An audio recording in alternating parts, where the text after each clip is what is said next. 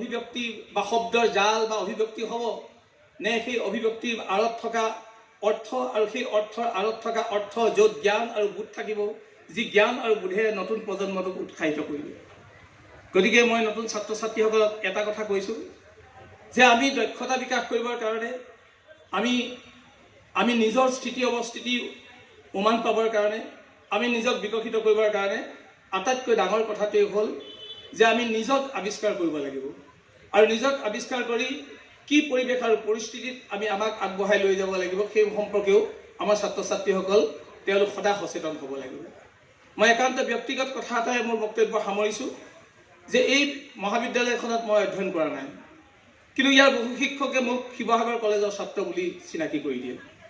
মোৰ ভাল লাগে এইকাৰণেই যে শৈশৱৰ পৰা আমি যেতিয়া ক মানে কাউৰী আৰু খ মানে খাৱৈছ বা গ মানে গৰৈ মাছ আমি যেনেকৈ পঢ়িবলৈ শিকিছিলোঁ, এই যে দীননাথ বৈৰাগীৰ কথা ক'লোঁ, তেখেতে তেনেধৰণে শিক্ষা দিছিল যে এই শিক্ষা লোৱাৰ পাছত আমি যিখন পৃথিৱী দেখিছিলোঁ, যিবিলাক শব্দ দেখিছিলোঁ, এই শব্দবিলাক দেখাৰ পাছত এইখন মহাবিদ্যালয় এনে কিছু শিক্ষক আছিল, সি পৰাগ চলিয়াই হওক, সি ইমৰান ছাৰে হওক, সি শৰৎ মহন্তই হওক বা সি কৃষ্ণ মিশ্ৰ ছাৰে হওক বা নাহেন্দ্ৰ পাদুন ছাৰে হওক বা বিভিন্ন বিভাগৰ যিমানবিলাক শিক্ষক আছিল, এই শিক্ষকবিলাকে মই বিশ্বাস কৰোঁ এই পুখুৰী পাৰত ছাত্ৰ ছাত্ৰীসকলক এই যে ক মানে কাউৰী ব মানে বগলী শিকাইছিলে, তাৰ লগত কিন্তু বগলী কেনেকৈ উৰে, কাউৰী কেনেকৈ উৰে, পাখি কেনেকৈ কঁপাব পাৰে এই কথাবিলাকো শিকাইছিলে।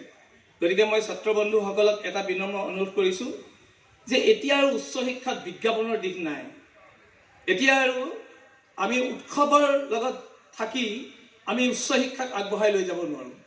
আমি বিজ্ঞাপনৰ জৰিয়তে বা উৎসৱমুখৰ পৰিৱেশত সৃষ্টি কৰি আমি কেৱল উচ্চ শিক্ষা যদি উত্তৰণ ঘটাব বুলি ভাবোঁ তেতিয়াহ'লে ভুল হ'ব। ইয়াৰ বাবে নিশ্চিতভাৱে এই যে জ্ঞান অন্বেষণ আৰু জ্ঞান নিৰ্মাণ কাৰণে যিটো প্ৰস্তুতি লাগিব, এই প্ৰস্তুতি লাগিব। আৰু ইয়াৰ বাবে প্ৰত্যেক ছাত্ৰ ছাত্ৰীয়ে পঢ়িবলৈ শিকক, কিতাপ পঢ়ক, মানুহ পঢ়ক, প্ৰকৃতি পঢ়ক, সমাজ পঢ়ক, সংস্কৃতি পঢ়ক।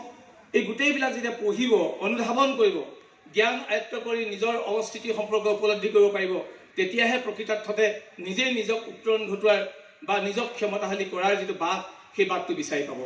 ক'বলগীয়া বহুত কথা আছে, নকওঁ। এইকাৰণে যে চিন্তা কৰিবৰ কাৰণে মানুহক এটা পৰিৱেশ লাগে। ইয়াত এটা এতিয়া বেলেগ পৰিৱেশ আছে। এই পৰিৱেশটো হ'ল কল্পনা। মোৰ নিজৰ মতে, মোৰ ভবা মতে এটা কল্পনা, যাক কোৱা হয় ইমাজিনেশ্যন। এই ইমাজিনেশ্যনটো কেৱল মাত্ৰ ডিক্সনেৰী এটা শব্দ নহয়।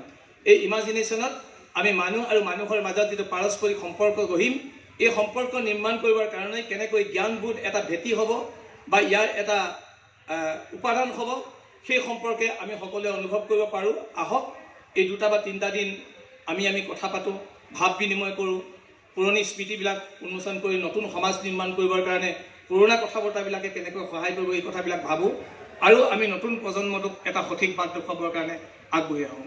আৰু মই অনুৰোধ কৰিছোঁ সকলোকে কিন্তু কিতাপ পঢ়িবলৈ আৰম্ভ কৰক। আমি আজি বহুত কিতাপ উন্মোচন কৰিছোঁ, কিন্তু কিতাপ উন্মোচন কৰিলে নহ'ব, কিতাপ পঢ়িবও লাগিব।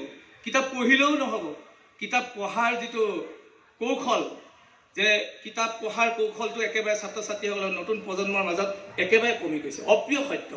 এইকাৰণে কৈছোঁ যে কিতাপ পঢ়ে কেৱল মাত্ৰ পৰীক্ষাত অহা অংশ, যি হ'ল উত্তৰ লিখিব লাগে সেই অংশ লিখে, কিন্তু সেইটো কিতাপ পঢ়াৰ দক্ষতা নহয়। এখন কিতাপৰ প্ৰথম পৃষ্ঠাৰ বেটুপাতৰ পৰা একেবাৰে শেষ পৃষ্ঠালৈকে দাড়ি কমালৈকে প্ৰত্যেকটো শব্দ আৰু অৰ্থৰ আঁৰত কিছুমান জ্ঞান থাকে, বোধ থাকে। এই জ্ঞানবোধ যিটো আগবঢ়াই লৈ যাব লাগিব। সেইকাৰণে মই সকলোকে বিনম্ৰতে অনুৰোধ কৰিছোঁ যে ছাত্ৰ ছাত্ৰীসকলে 2টা বস্তুৰ ওপৰত খুব গুৰুত্ব দিয়ক। এটা হ'ল মেটা কগনিটিভ স্কিল আৰু অইনটো হ'ল ক্ৰিয়েটিভিটি। সব্যসাচী মহন্তই ক্ৰিয়েটিভিটিৰ ওপৰত কৈছে, মই কৈছোঁ যে মেটা ক্ৰিয়েটিভ যিটো স্কিল, কগনিটিভ যিটো স্কিল, এই স্কিলটোৱে নিজক এছেছ কৰাৰ বা ইভালুৱেট কৰাৰ এইটো এটা থাকিব। গতিকে মানুহক নিজেই নিজক উদ্ভাসিত কৰিব পাৰে, উচ্চ শিক্ষাত নিজেই নিজক আগবঢ়াই লৈ যাব পাৰে। ইয়াৰ বাবে মাত্ৰ আমি সকলোৱে এটা পৰিৱেশ নিৰ্মাণ কৰিব লাগিব। এই কথাখিনিকে ক'লোঁ আৰু যিকেইখন কিতাপ মোক উন্মোচন কৰিবলৈ দিলে আটাইকেইজনকে মই শ্ৰদ্ধা জনাইছোঁ আৰু আপোনালোকৰ মাজত থাকি মোক আশীৰ্বাদ ল'বৰ সুবিধা দিয়াৰ কাৰণে মই পুনৰ আপোনালোকলৈ ধন্যবাদ, কৃতজ্ঞতা জনাইছোঁ। আৰু যিসকল শিক্ষকে এই শিক্ষানুষ্ঠানটোৰ লগত জন্মলগ্নৰ পৰা জড়িত হৈ আছিল, যিসকল জীৱিত বা যিসকল এতিয়া আমাৰ মাজত নাই, সকলোকে মই শ্ৰদ্ধা জনাইছোঁ। সকলোৱে আশীৰ্বাদ বিচাৰি মোৰ বক্তব্য ইমানতে মই সামৰণি মাৰিছোঁ।